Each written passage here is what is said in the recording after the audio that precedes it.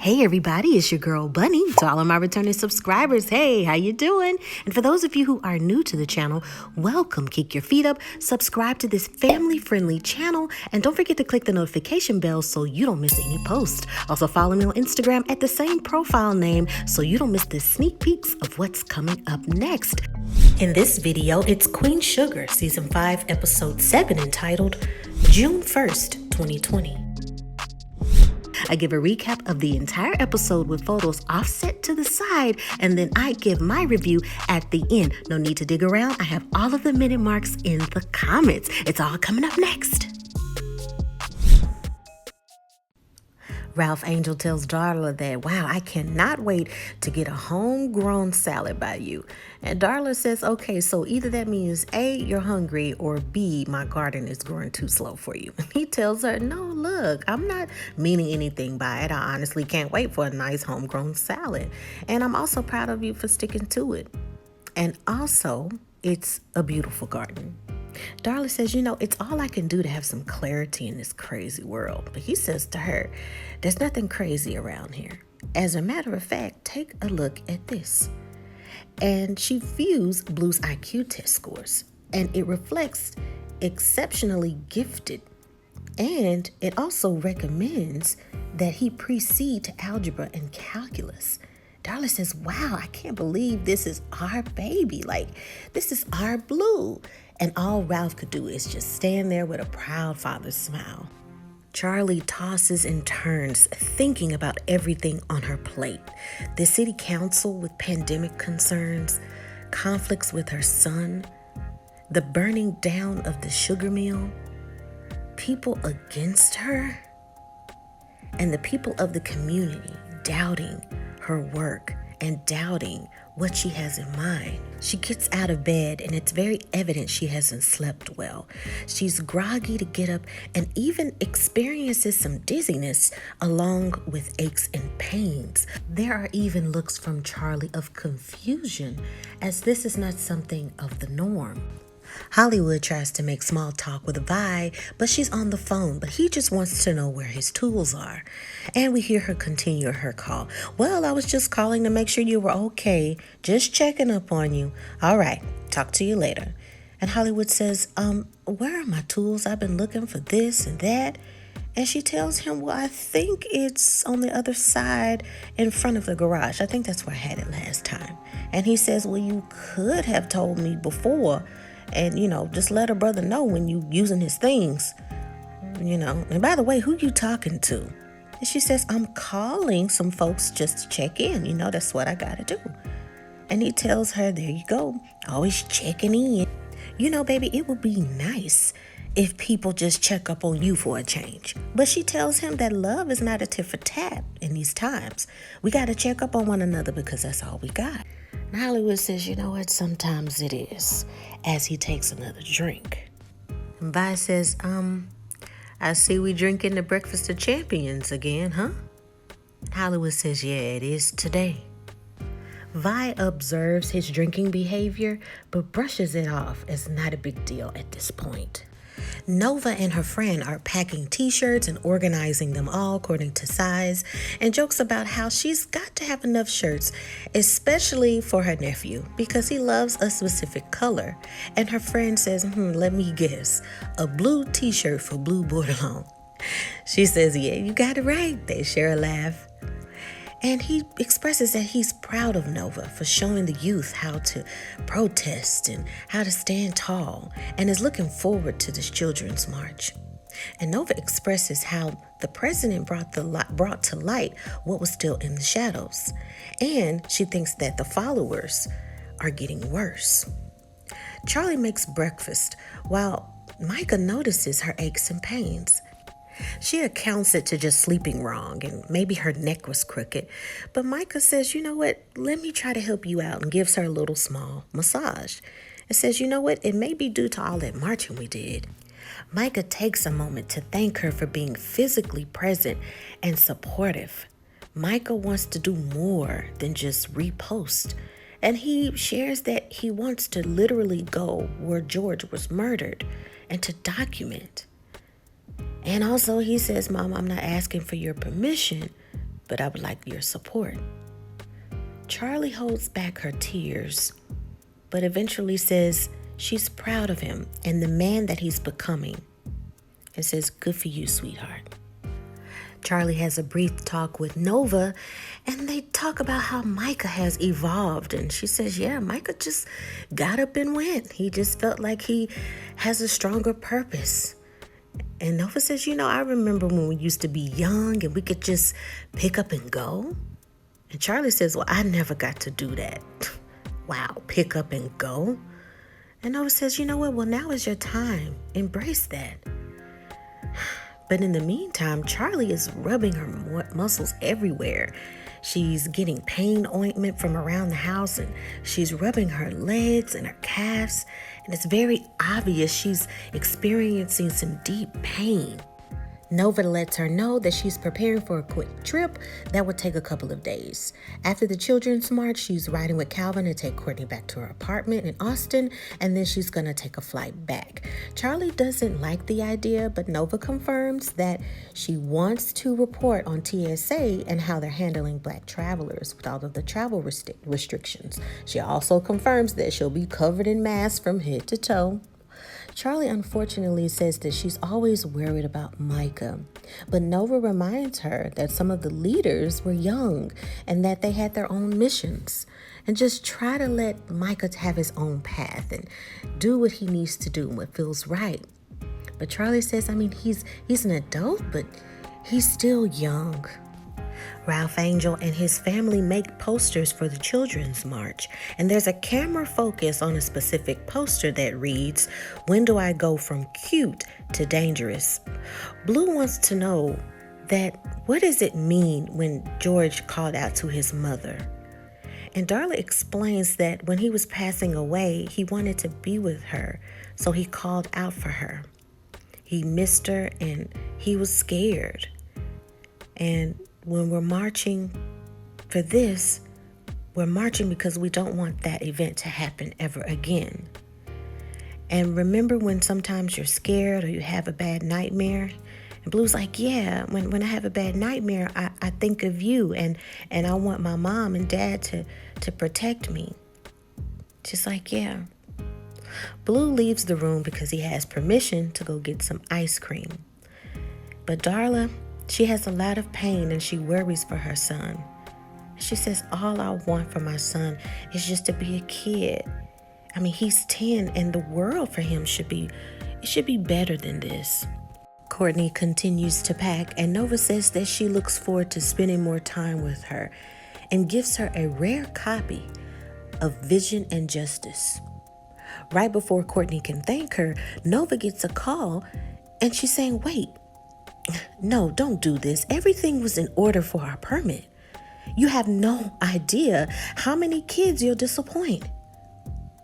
While she takes the call, we see Courtney is very grateful for Nova's gift, and she holds it with true sincerity. Ralph Angel shares the bad news that there must have been a snag with the permit, and unfortunately, they won't be able to go to the children's march. Blue wants to know why you need a permit to stand outside, and they explain to him that when it comes to large quantities of people, to make sure that everyone is safe, you have to have a permit. Blue thinks that that's stupid and unfair, but Ralph tells him, hey, we'll do our own march in our own way. Vi brings some treats for Charlie and Micah and then takes a moment to vent. She isn't too pleased with Micah just getting up and going to go protest. In the middle of a situation with so much static for race and also this pandemic. And Charlie says, wait, you were the one that said he was grown, right?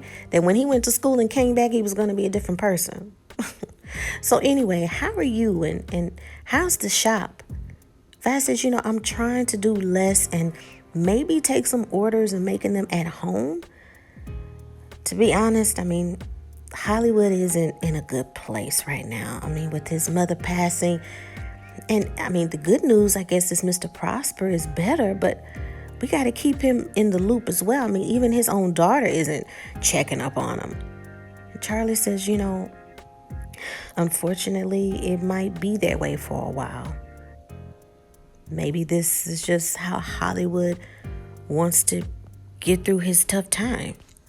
Courtney and Nova have a brief talk while Calvin is still being a slowpoke to the car.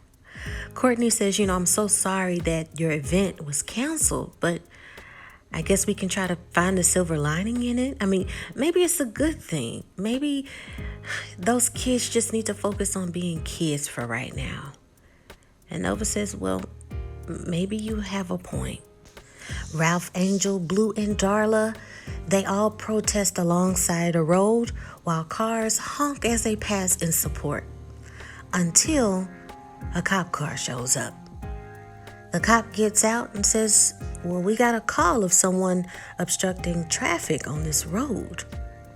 Ralph Angel says, well, that's not us. We're just standing here holding these signs, protesting, minding our business. And the cop says, you're minding your own business on public property. Ralph Angel says, well, you're standing on public property. We're standing on private property. See, we actually own all of this land back and through here, all the way up until where I'm standing. And the cop says, well, how do I know that? Do you have any proof? And Ralph says, I just told you I own it, and who carries around a deed to their property in their back pocket? The cop says, do you have any ID on you? And he says, no, it's back at the house. But Darla says, don't worry, I can go get it. And she proceeds to run back to the truck. And as Darla's running back to the truck, the cop says, as to admire what he sees while she's running. There's this insulted look that Ralph shows, but all he can do is stand there in silence. And he says, do you not have anything else better to do but to come around and harass people? And the cop says, there's a lot of other things I'd rather do than to be around some BLM sign twirlers. Ralph Angel says, why don't you just leave us alone? The cop says, ooh, the mouth on you people. And he places his hand on his gun. The cop gets a call on his radio and says to Ralph, must be a lucky day, I suppose. I'll catch you later, little man, and points to Blue.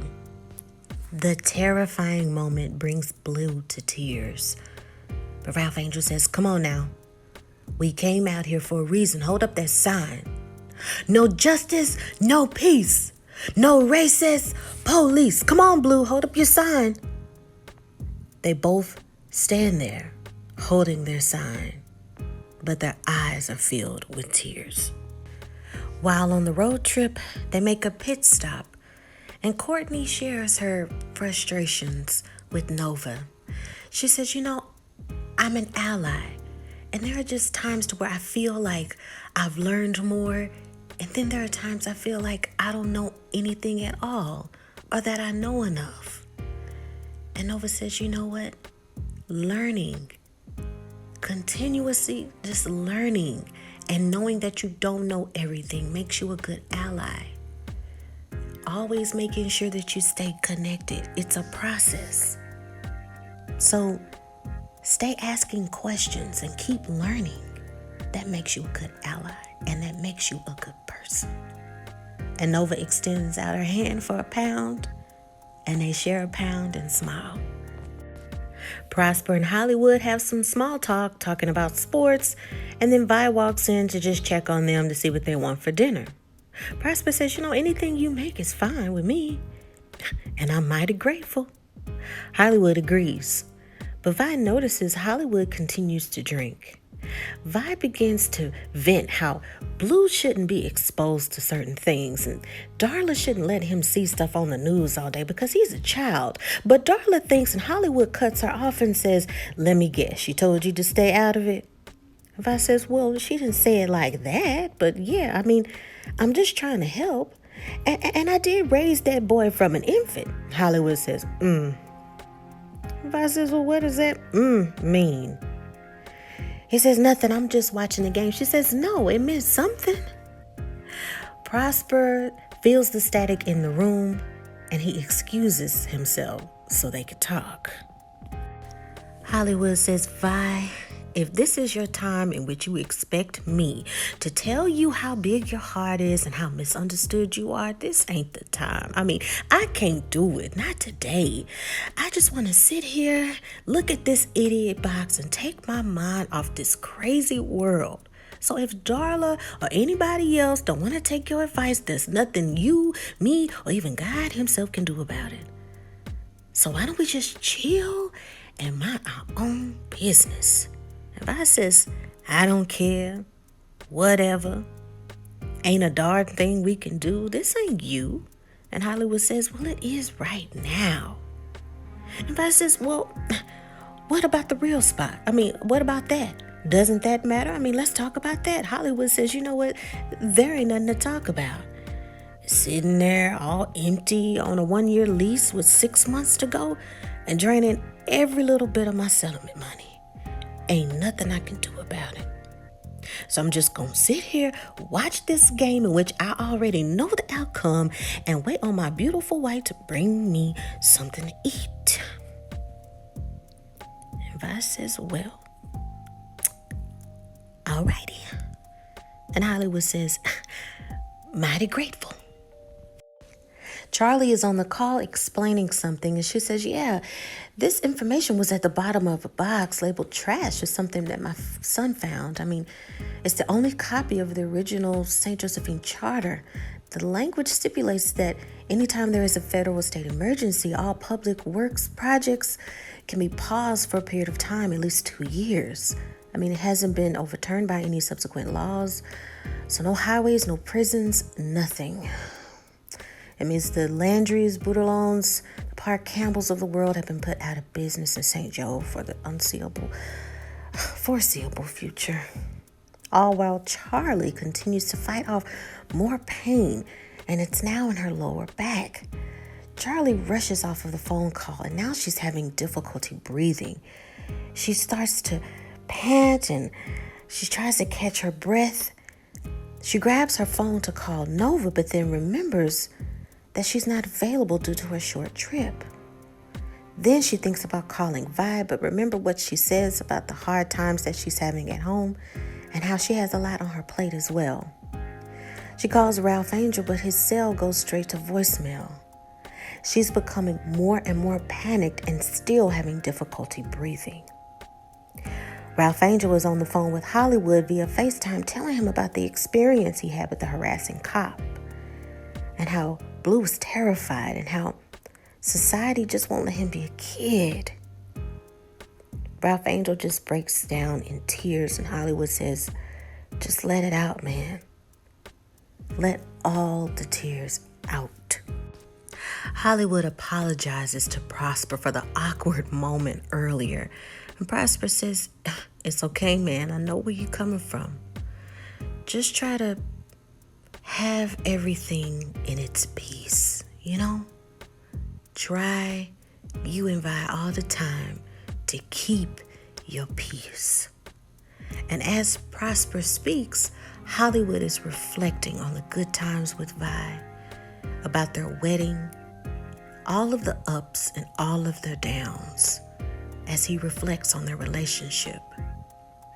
Nova arrives at home and starts to straighten up here and there while thinking about Calvin. She's remembering the first time they met, some of the arguments that they've had, and so forth, which leads her to smelling his jacket as she's reminiscing. Ralph Angel reflects on the ups and downs as a father as he watches Blue sleep. He thinks about how far they've come and all of the struggles. He remembers even when Blue expressed that the one thing that made him feel safe was his doll. And now he looks at the male action figure. He then picks up the action figure and throws it away with an insight of allowing Blue to have whatever makes him happy. Charlie, unfortunately, continues to lay down in anguish as she releases faint cries. She's still having difficulty breathing, but she finally calls someone with little volume in her voice. Hello. I'm so sorry to call you, but I'm not feeling well. I need help. Okay. Thanks. And the camera pans down, and we see that the person she's called is her ex-husband, Davis.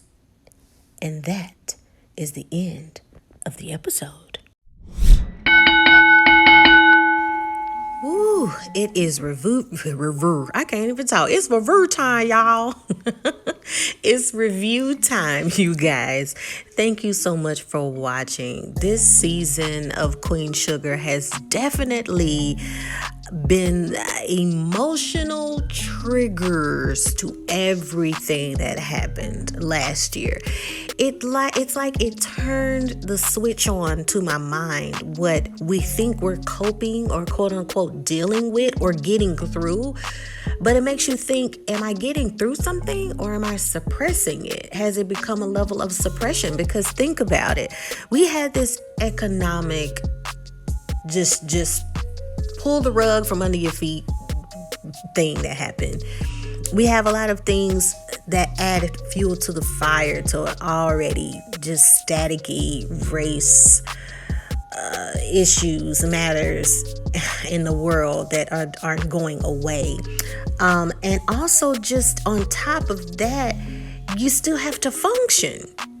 Being Black in America and having all of these things emotionally. Now we have things economically. Now we have a pandemic. All of that just piling up and piling up and piling up.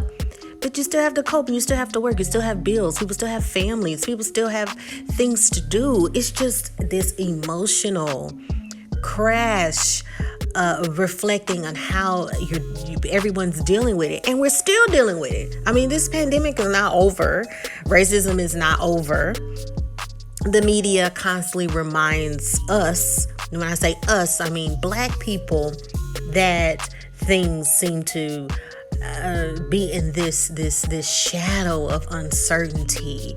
Living in America and being in America is very just tough. Everything in this episode I've literally went through. I'm gonna take my moment to be transparent. I've been harassed by cops for no reason, like literally no reason. I remember when I was in college, literally on campus with my ID, like on my little necklace thing, just chilling.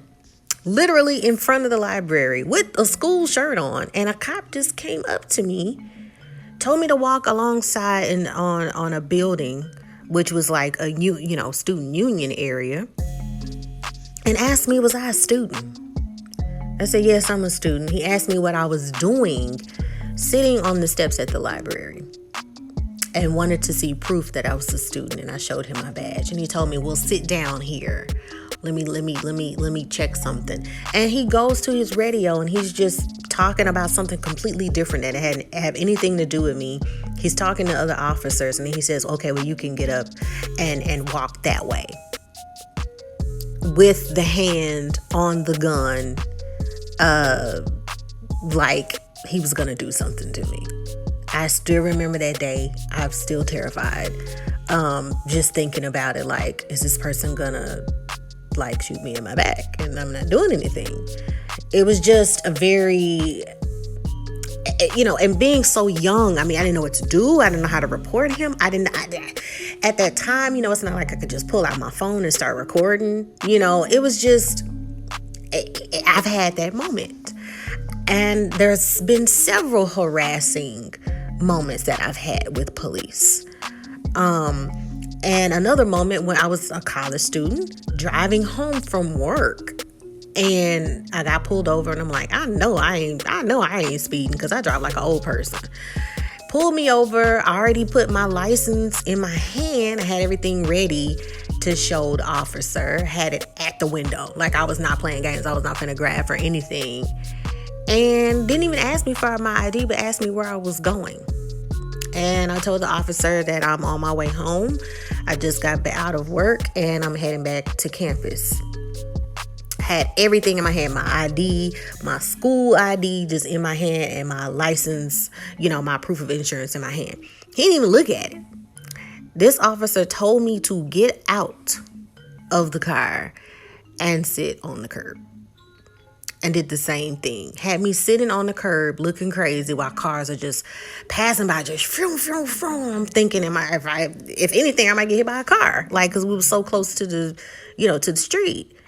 And told me to put my license in my pocket. And I was just like, no, I'll just keep him in my hand. And just told me to get up, get in the car, and get out of here. That was what his words were. Get out of here. And the whole time I'm just driving home, just in this fog of like, what happened? Like, just terrified.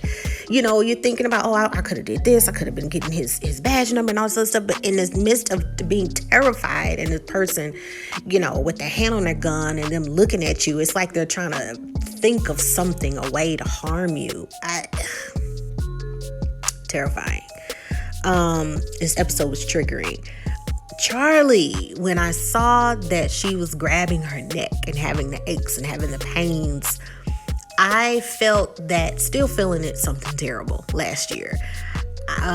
With everything going on, I remember waking up feeling like, dang, did somebody beat me up in my sleep? Like, there was a ghost that came over here and beat me up and then left? Like, I literally woke up how Charlie woke up. My neck was hurt. My neck and my back was hurting, y'all. Grabbing at my back, and I knew it was stress. And I thought, man, I would love to go to a masseuse, but then I thought, with this pandemic, I don't want nobody, even if you got a mask on, I don't want nothing no more. No. I just started thinking about being, their hands clean, like me being a germaphobe. I was like, nah, that's all right. I mean, it's the worst. Like, this episode to me was a reflection on how we deal with stress. I mean, we're talking about the phases of stress. In the previous episodes, we talked about how other people cope, deal, or go through certain things. And we see now, again, different characters dealing with emotions and things in their own way. Hollywood is going through his process and grieving, and then also the pandemic, and then also being Black and reflecting on being harassed as a cop. Same thing for Blue. Prosper, as I explained in the last episode, due to his age, he knows exactly what they're feeling. Vi trying to see, as a wife, what can I do to help? And Hollywood upset and conflicted that she's helping everybody else, and he's upset that he can't have his wife all to himself in this moment, which is fair, because I just want somebody just to be with me, pamper me. This is my spouse, to tell me and me only things are gonna be okay. But Vi, she's just a helper. Her and Prosper are helpers. They want to help everybody. Nova is a helper. But not everybody deals with grieving and their processes the same way. I think she was more concerned because she started to see alcohol every day. Like, he's drinking it for breakfast. He's drinking it throughout the day. He's drinking it while he's watching a game. He's drinking it while he's drinking with Prosper. He just, she's starting to see some flags. Like, now you're saying you don't care. Now you're saying you this and that. And he's just like, look. And I love the fact that we got some clarity from Hollywood, because I was getting concerned. He basically said that, look, I'm trying to watch this game. I don't want to think about nothing. People telling you to just, hey, they got this. Like, let them do what they need to do. I know you want to help people, but just stay out of people business for once. And let's just sit here. Baby, just cook me something to eat, please. And just please, leave me alone. The reason why that scene was so significant is because they're starting the process of communication. Communication is everything. Just think, 2 episodes ago, Hollywood was calling Prosper, and Hollywood's calling all these people, and he's caring for them. And Vi is the same way. But in this moment, he finally communicated, like, I know this looks bad, but I just want to be left alone. Like, give me a minute. Can we just eat and be in peace? Like, that communication is very important. Even though he's still going through his funk and he's having some drinks here and there, and he's just kind of out of it, and he's sad that his new business with Elise is about to run out and all his money is gone. He's just like, I just need a moment. Can you please? And Vi understood that. And Vi also needs to understand that everybody, even though you're extending the arm and the olive branch of help, sometimes people don't want that all the time. Some people just want to be left alone, which is totally understandable. So I'm glad that we finally got to see that in this episode, because everybody was starting to get concerned. Not Hollywood. He got the weapon in the toolbox and he's drinking. Like, those two do not go together. Like, and I hope that things get better with him reflecting, okay, I need to just communicate with my wife just a little bit more. Also, the strong black woman label is something that has been discussed more often.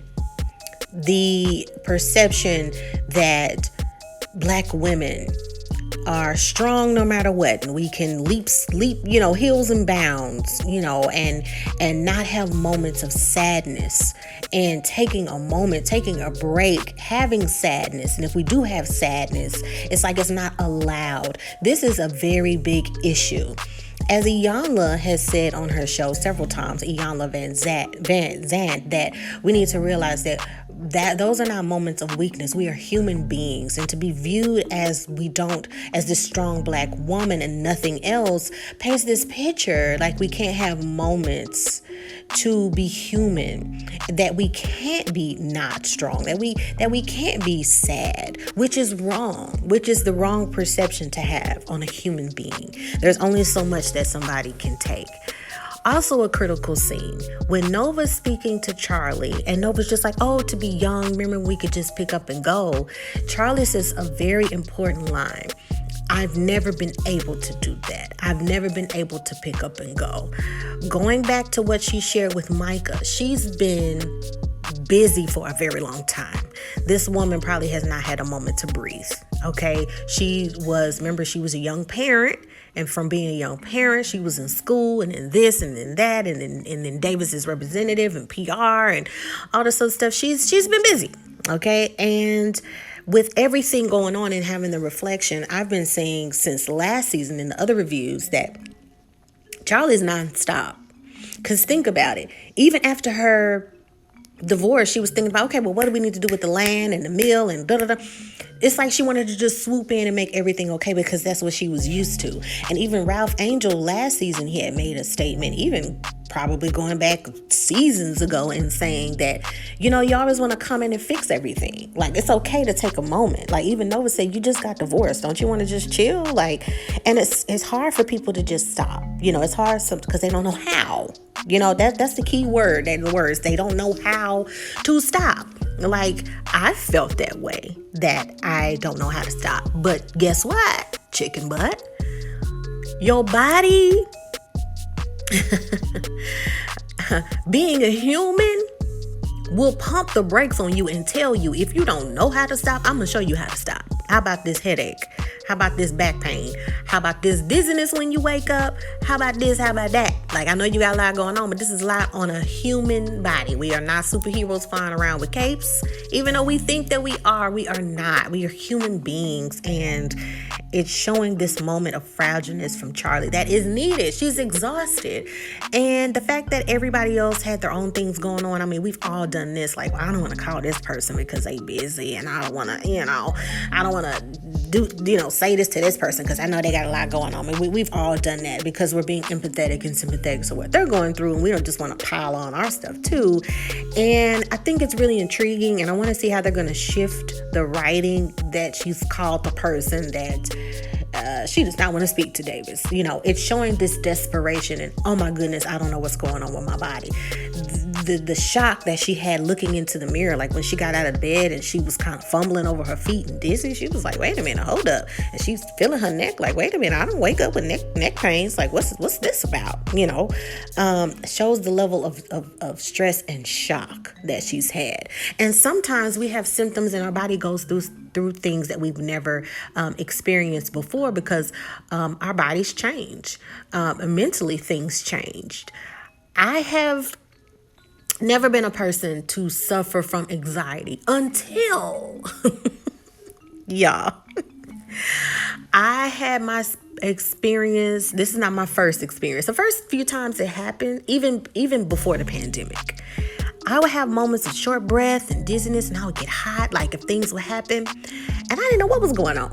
I didn't know what was going on. I'm like, that's weird, The level of confirmation, the day of confirmation that I had was when I went to IKEA, y'all. Everybody kept talking about IKEA. Oh, this is a good place. You can go here and find nice little knickknacks. It's cool. I had visited their website. This was years ago, y'all. I visited their website. I'm like, oh, I'm going to get this. I'm going to get that. This store is awesome. I'm like, oh, yeah. You know what I mean? And for those of you that don't know, or, IKEA is a store that is huge just for no reason. Like, anything you can think of is in this store. And it's 2 levels. It's just huge. And not only is it a huge store, but the lanes that you walk in, they have these arrows where to walk and all this sort of stuff. It's majority families that are in there. They got kids, they have their strollers, and everybody's just looking for furniture. Everybody's just focused. Everybody's looking for stuff to put in their house, right? And y'all, when I walked into the store, my head was like, ooh, this store is huge. When I went up the steps and I was starting to look at all the stuff that was in it, it was like I was just overwhelmed, and it was like the building just like starts to close in on me, and I'm like, oh, wait a minute. I was like, hold up, they don't know like I love you. Step down, they don't know you like I love you. I swear that building was spinning. Y'all start breathing heavy. I was like, gotta get up out of here. Gotta get out of this store. Like, I was literally going through with Charlie and when I saw it, I was like, oops, she having a panic attack. Y'all, I had a panic attack in IKEA.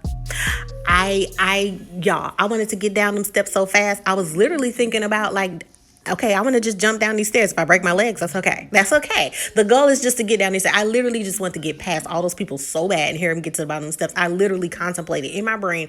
I think I can make it from here. I think I can survive 2 flights. It's only 2 flights. Like, that's how my mind was thinking. I wanted to get outside so bad.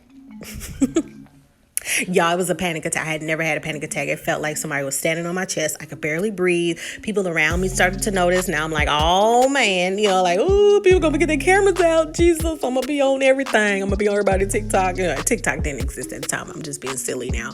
But I just started thinking like, oh my God, I'm drawing attention to myself.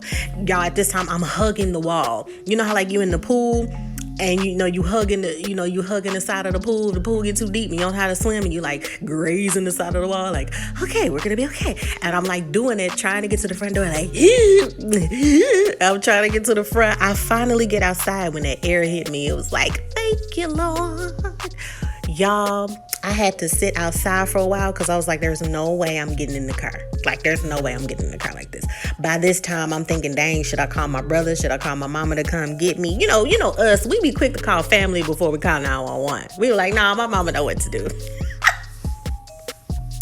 But in that moment, I realized I'm having a panic attack. With IKEA, what I also learned is that the store is so freaking huge. They have like EMTs on standby because apparently the store has done this to several people. But there was a guy that walked up to me and asked me, was I okay? Do you need oxygen? Are you right? I'm like, I'm okay. I just think I experienced a panic attack. So I sat down for a while and all of that. I don't know how long I sat there, but it got to the point to where I was able to drink some water. I felt better and I went home. I talked about it with my mom. She was like, oh girl, you had a panic attack. Yes, that's a panic attack, but I'm just sharing an example. But this episode just brought everything, just back to light of anything that had been suppressed in order to make it, to do work, in order to cope and still be there and make sure your family's okay. And it was a lot. I really enjoyed this episode, and I really, really, really, really want to see how Davis is going to handle this, because in Charlie's mind, Davis, was not on her radar. She was not checking for Davis. They divorced. I don't want to see you. Anything I see you for is for the support of Micah, just whatever. So it's just showing the desperation of everything. And I just want to see how what's going to happen in the next episode. Amazing writing. Beautiful. Let me know what you think. Make sure to subscribe and hit that notification bell so you don't miss any posts. I get a lot of DMs and a lot of messages on different videos saying, how come I didn't see this video? You have to click the notification bell so it can send you an alert when any video is uploaded. Okay, you guys? Until then, take care of yourself and each other. and just try to have a good day. If there are things that you need when it comes to mental health, mental safety, make sure that you look up those resources and you reach out to any and everybody that you can, so people can help you, okay? I love you guys. I'll see you next time. Oh, and special announcement, please make sure to join me live on Instagram Thursday, April 1st at 7 p.m. Central, and I will have some special friends, and we're going to talk about some current events, y'all, and I just want to talk about happy, fun things. We're going to check in on each other, and we're just going to have a blast. Feel free to leave your questions and anything while we do the live, because we want everybody to be interactive and we want everybody to have fun. And there's also an opportunity, if you would like to submit and be my co-host for a live next week, let me know. Let me know your name, why you would like to join the show, and we're going to go ahead and make you a co-host on the live. We want to have fun. We want to try to do this every week just to spread some positive energy and joy. I love you so much. Also, check out the Ready to Love. It's the new season, and it's a premiere, season 4, which debuts April 2nd, which is this Friday. So make sure you guys check that out, or we'll be doing the reviews for that as well. The links are in the comments of these new shows and the link for the video concerning the Instagram live. Until next time, I'll see you then. Love you. Bye.